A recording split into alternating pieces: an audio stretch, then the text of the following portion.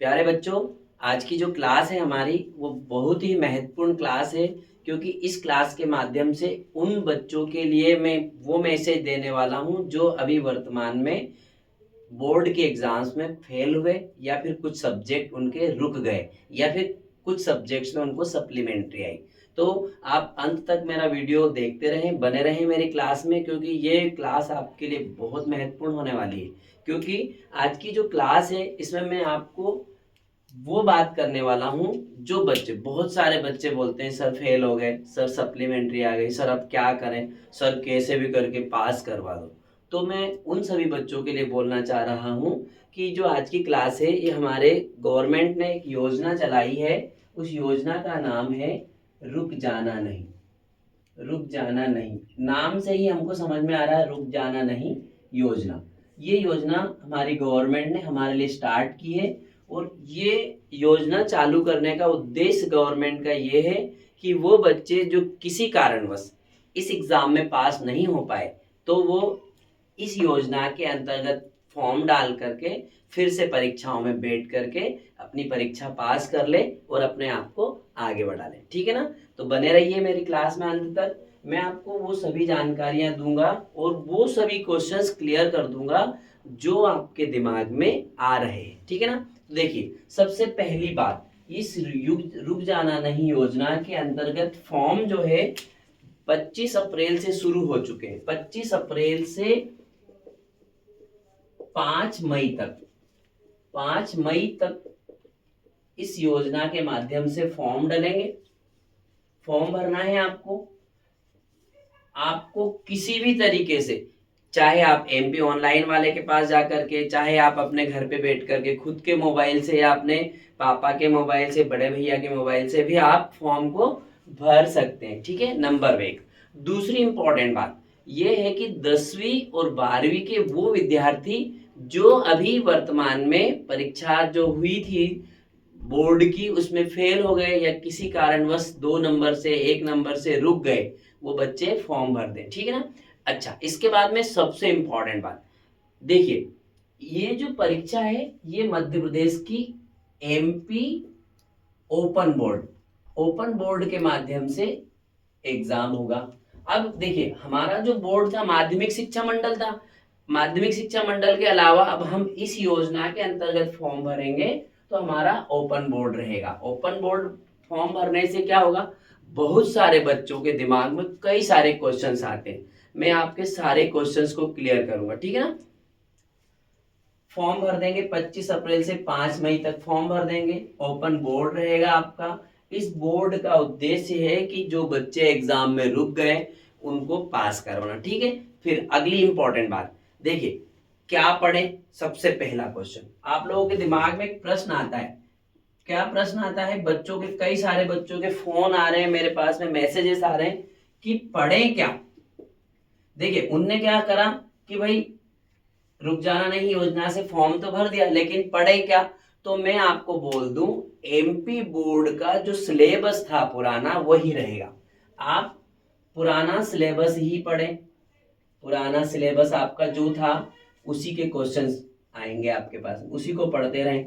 Number एक बात समझ में आ गई। पेपर आपका, जो पेपर का तरीका था वही तरीका रहेगा, वही नंबर रहेंगे, उतने ही नंबरों में आपको पास होना। अब इसके अलावा अगला प्रश्न, प्रश्न नंबर 2 बच्चों का ये है प्रश्न कि भाई हमने इस योजना के अंतर्गत फॉर्म भर दिया, सर हमारी परीक्षा कहाँ होगी। तो आपको बता दूं, परीक्षा कहाँ होगी,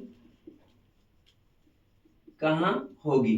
तो इसका देखिए, इस परीक्षा कहाँ होगी, तो आपका जिला, पूरे मध्य प्रदेश में जिले लेवल पर, जिले में, मतलब जो आपका जिला है जिले में सेंटर बनेगा। जिले लेवल पर, आप जिला लेवल लिख लीजिए, जिले लेवल पर परीक्षा केंद्र होगा। अब सभी बच्चे जानते हैं आपका जो भी जिला, मध्य प्रदेश के पूरे 55 जिले जो भी हैं, जिस जिले के आप हैं, आपका जिला मुख्यालय जो है, जिला मुख्यालय पर आपका एग्जाम सेंटर होगा। इस बात को आपको ध्यान रखना है। अच्छा, एग्जाम सेंटर में अब दूसरा प्रश्न बच्चों के दिमाग में आता है कि भाई कौन से स्कूल में हमारा सेंटर होगा। तो उसके लिए निश्चिंत रहें, जैसे आपका एडमिट कार्ड आएगा तो एडमिट कार्ड पर आपका परीक्षा केंद्र लिखा हुआ रहता है। ठीक है, समझ में आई ये बात? बिल्कुल निश्चिंत रहे, इस चीज के लिए दिमाग से निकाल दे कि कहाँ एग्जाम होगी, जिले में होगी, ये बात क्लियर कर ले। ब्लॉक लेवल पर या फिर जिस स्कूल में अभी पढ़ते थे वहां पर आपका एग्जाम सेंटर नहीं होगा, ना ही पिछला जो सेंटर था वहां आपका एग्जाम होगा। ठीक है, अब इसके बाद में अगला प्रश्न देखिए, बहुत इंपॉर्टेंट प्रश्न है। हमारी मार्कशीट चलेगी कि नहीं चलेगी सर? ये मार्कशीट काय की रुक जाना नहीं योजना के अंतर्गत यदि मार्कशीट आती है तो ये हमारी मार्कशीट काम की है कि नहीं? ठीक है ना, बच्चों का ये प्रश्न है कि हमारी मार्कशीट काम आएगी कि नहीं आएगी। तो मैं आपको बता दूं, देखो बेटा, किसी भी एग्जाम में आप बैठना, किसी भी एग्जाम में, चाहे आप नीट की एग्जाम में बैठेंगे, चाहे आप जेई की एग्जाम में बैठेंगे, चाहे आगे चल करके आप ग्रेजुएशन करने के बाद में पीएससी यूपीएससी में बैठेंगे, आप चाहे चार्टर्ड अकाउंटेंट सीए की एग्जाम में बैठेंगे, एसएससी की एग्जाम में बैठेंगे, किसी भी परीक्षा में आप बैठेंगे, आपकी मार्कशीट वैलिड है।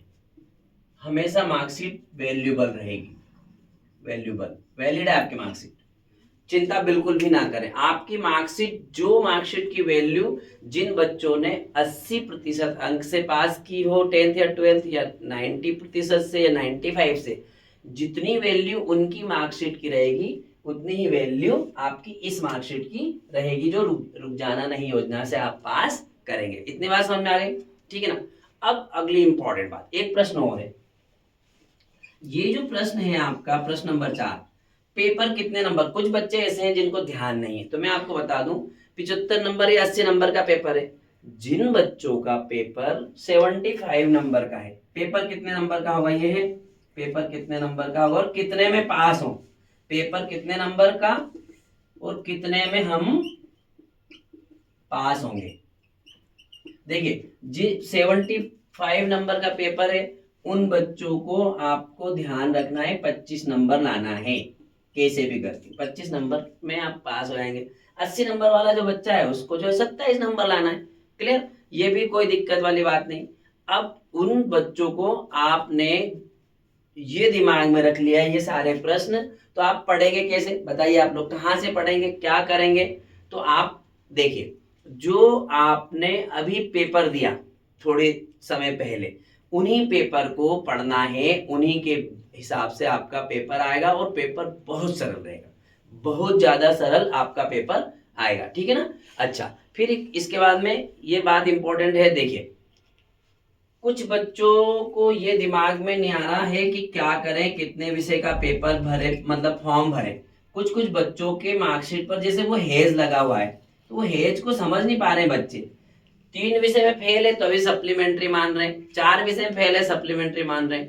तो ये जो प्रश्न है जो हेज वाला है ना, देखो बेस्ट 5 वाला विषय छूट जाएगा, इसके बाद में आपको हेज वाले विषय से दिमाग नहीं लगाना है, सीधा आप एमपी ऑनलाइन से फॉर्म डालेंगे तो वो एमपी ऑनलाइन वाले भैया बता देंगे आपको कि कितने विषय के फॉर्म आपके भराए जाएंगे। ठीक है, इससे आप निश्चिंत रहें। क्लियर?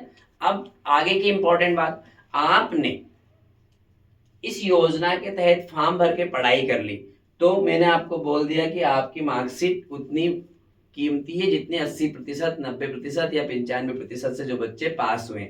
और एक प्रश्न और कि हमारा एडमिशन आगे होगा कि नहीं होगा सर?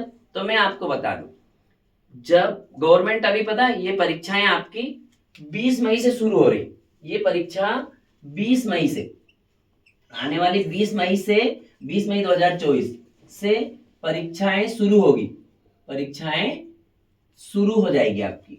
ठीक है, तो गवर्नमेंट भी ये चाहती है कि बच्चे सभी पास हो जाए। ठीक है ना, और आपका एडमिशन भी, ये एग्जाम जैसे खत्म होगी तो रिजल्ट जल्दी दे देगी, तो आपका एडमिशन भी उन्हीं बच्चों के साथ होगा जो अभी इस परीक्षा में पास हुए, चाहे अच्छे नंबर से चाहे कम नंबर से, first division, second division, third division, कितने भी प्रतिशत में वो पास हुए, उन्हीं बच्चों के साथ आपका एडमिशन भी होगा। ये बात आप दिमाग में रख लें, आपका एडमिशन भी उन्हीं के साथ होगा। ठीक है, ये बात क्लियर हो गई। अच्छा, अब प्रश्न ये आता है आपके दिमाग में कि भैया कैसे पढ़े, क्या पढ़े? ठीक है ना, ये प्रश्न आएगा आपके दिमाग में, तो मैं आपको क्लियर कर देता हूं। आप सभी इंटेलिजेंट हो, ईश्वर ने, भगवान ने, गॉड ने, अल्लाह मियां ने सब में बराबर दिमाग दिया है, आप अपने दिमाग का यूटिलाइज प्रॉपर कर लें। देखिए, अभी आप फेल हुए हैं ना, कोई दिक्कत नहीं। महात्मा गांधी जी ने ये बोला था कि असफलता इस बात को सिद्ध करती है कि सफलता का प्रयास पूरे मन से नहीं किया गया। ठीक है ना, तो आप इस बात का ध्यान रखते हुए पढ़ाई स्टार्ट कर दें। पढ़ाई स्टार्ट करने के लिए मैं 2 3 4 बात बोलूंगा जो आपके लिए बहुत महत्वपूर्ण होगी। सबसे पहली बात, हर रोज एक प्रश्न याद करें। अभी लगभग 15 दिन 16 दिन 18 दिन है आपके पास, है ना, 15 दिन से ज्यादा है आपके पास। तो एक दिन में यदि आप एक प्रश्न भी याद करते हैं तो कम से कम 15 प्रश्न या 18 प्रश्न आपके पास में हो जाएंगे। मैं सिर्फ एक प्रश्न की बोल रहा हूं। अब आपकी एबिलिटी है, आपका स्टेमिना है, आप 2 याद कर लीजिए, 3 याद कर लीजिए, 5 भी याद कर सकते हैं। ठीक है ना, तो मैं मिनिमम कम से कम का बोल रहा हूं। क्या एक प्रश्न याद नहीं कर सकते? कर सकते ना? हाँ, तो आप कर सकते हैं। तो आप ध्यान रखें कि मिनिमम एक प्रश्न और मैक्सिमम 5 प्रश्न रोज याद करें। लिख लिख करके देखें, प्रैक्टिस करें, क्योंकि कहा गया है प्रैक्टिस मेक्स मैन परफेक्ट। और बार बार प्रैक्टिस करेंगे वो चीज आपके ब्रेन में सेव हो जाएगी। ठीक है, नंबर 1। नंबर 2, इस बात का विशेष ध्यान रखें कि क्या पूछा जाएगा ये इंपॉर्टेंट नहीं है। आप सिर्फ ये देख लीजिए, आपके पिछले जो पेपर है, त्रैमासिक परीक्षा के, अर्धवार्षिक परीक्षा के और वार्षिक परीक्षा के जो पेपर है, उसका फॉर्मेट आपको पता, वो का वही फॉर्मेट रहेगा, उतने ही प्रश्न आएंगे आपको। ठीक है, तो उन पेपर को लगा लीजिए।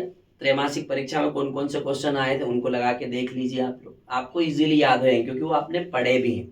अर्धवार्षिक परीक्षा के क्वेश्चन लगा लीजिए, फिर वार्षिक परीक्षा में जो पेपर आया था उनके क्वेश्चंस को देख लीजिए। कुछ कुछ डाउट है तो आप यूट्यूब पे सर्च कर लीजिए, अपने टीचर्स से पूछ लीजिए, अपने बड़े भैया दीदी से पूछ लीजिए, और भी मेरे को आप कमेंट सेक्शन में कमेंट करके प्रश्न का उत्तर मांग सकते हैं, मैं हल करके दे दूंगा आपको। ठीक है, ये बात हो गई। दूसरी बात, फिर समझ में आ रही ना, मैं लिख देता हूँ, चलो आपको समझ में आएगी बात। हर रोज एक प्रश्न याद करें, इंपॉर्टेंट बात। ठीक है, दूसरी इंपॉर्टेंट बात कि पिछली जो परीक्षा हुई थी आपकी, त्रैमासिक परीक्षा, अर्धवार्षिक परीक्षा,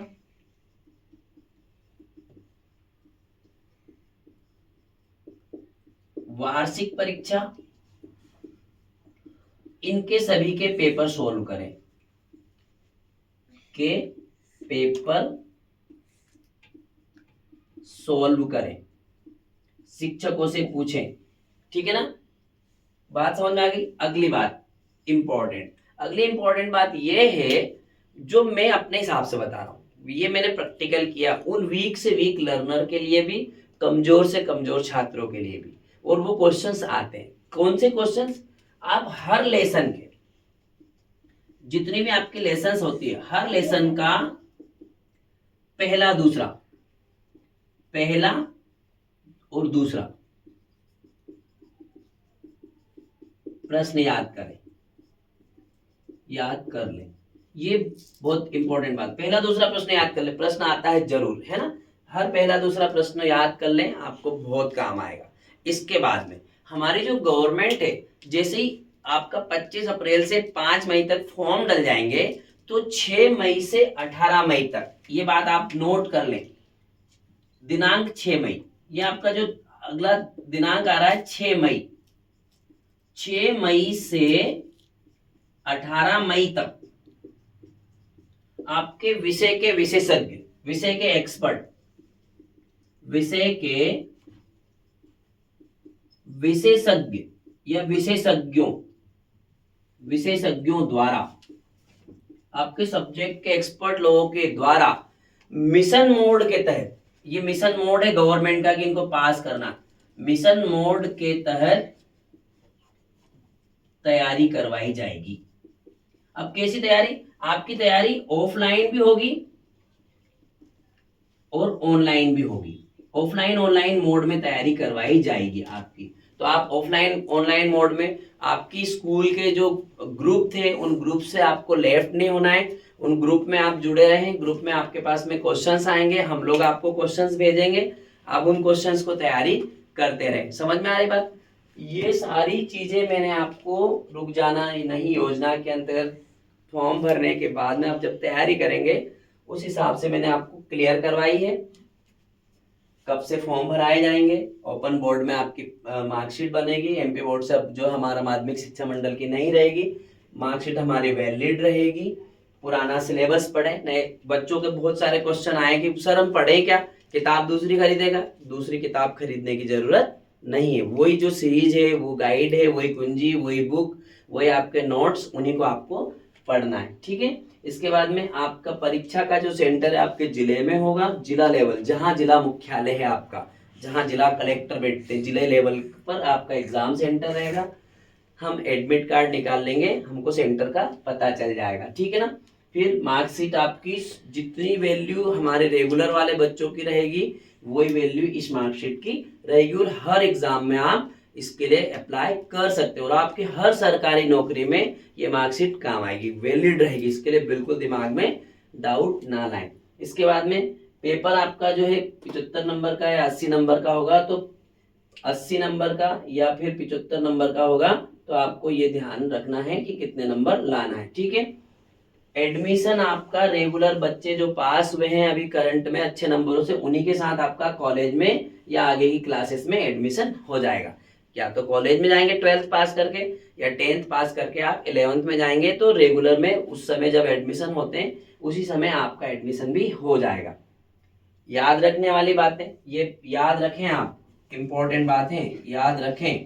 क्या याद रखें, ये ध्यान रखना, हर रोज एक प्रश्न याद करें, कम से कम अधिकतम 1 से 5 आप प्रश्न याद कर सकते हैं। त्रैमासिक परीक्षा के प्रश्न पत्र सोल्व करके देखें, अर्धवार्षिक परीक्षा के प्रश्न पत्र सोल्व करके देखें, वार्षिक परीक्षा के प्रश्न पत्र भी सोल्व करके देख लें। क्योंकि देखिए, मैं आप लोग बोलते हैं घी खाए हुए अंधे नहीं होते, जितनी आप प्रैक्टिस करेंगे आप इंप्रूव होंगे, बोल्ड बनेंगे। इनको सोल्व करके देखें, हर लेसन का पहला दूसरा प्रश्न आप याद कर लें, आते हैं उनमें से।